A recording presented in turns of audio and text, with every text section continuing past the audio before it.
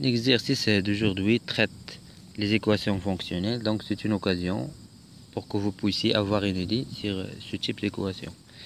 Surtout les équations fonctionnelles, toujours en relation avec la première leçon, limite et continuité.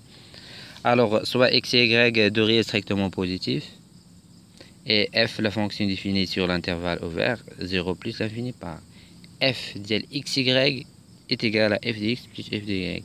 F est continu au point 1. Première question, calculer f de 1. Pour répondre à cette question, on va poser f de 1, donc on pose x est égal à y est égal à 1 باش نستعملوا هاد la définition de f. Donc وبالتالي f de 1 تساوي لنا est égal à f de 1 multiplié par 1 est égal, نرجعوا la définition de f. Donc عندنا f de x y كتساوي f de x plus f de y. condition on a x y يكونوا deux réels strictement positifs. Donc وبالتالي كتساوي لنا f de 1 plus f de 1 d'où f de 1 est égal à 2 f de 1. Donc finalement donc f إلى هذه رجعناها لها الطرف، donc يبقى لدينا f de 1 est égal à 0.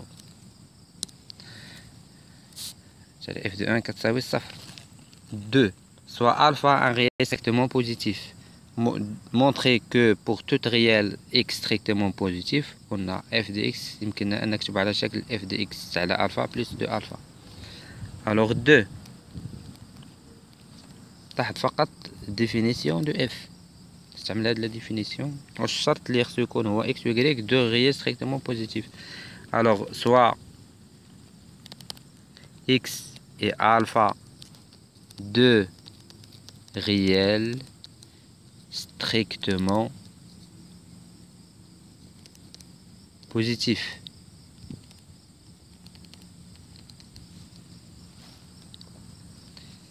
Donc بالتالي f de x يمكن أن نكتبها باش نوجدو هذه أن f de x كتكتب على شكل f de x على alpha زائد alpha toujours en utilisant la définition de f. f de x يمكننا نكتبها على شكل f de x بما أن ألفا عدد strictement positif موجب قطعا يمكنني نقسم عليه نضرب فيه، لم أفعل شيئا. f de x على ألفا في ألفا، donc تساوي لنا f de x على ألفا حسب تعريف f. f de x في y تساوي لنا f de x زائد f de y تساوي f de x sur alpha plus f de alpha, d'où le résultat demandé. Donc d'après هذه شكون اللي سمح لنا نكتبو على هذا الشكل هو la définition de f. D'après la définition de f, bien sûr, d'où le résultat demandé. Donc 2. Calculer la limite de f de x quand x tend vers alpha, puis on déduire que f est continu face le point alpha. Alors 2. On a limite quand x tend vers alpha de f de x. Donc on a نكتبنا في الأول soit x et y de réels strictement positif.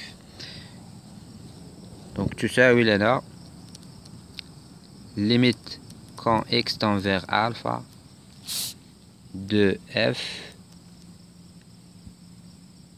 donc f de x قلنا حسب السؤال الأول كتساوي لنا f de x على alpha زائد alpha. limite ديال f de x sur alpha plus f de alpha، لأن وجدنا أن لكل x سواء alpha strictement positif ف f de x يمكن أن نكتب على شكل f de x على alpha زائد f de alpha. Donc d'après la question précédente تساوي عندك limite parenthèse عندنا x sur alpha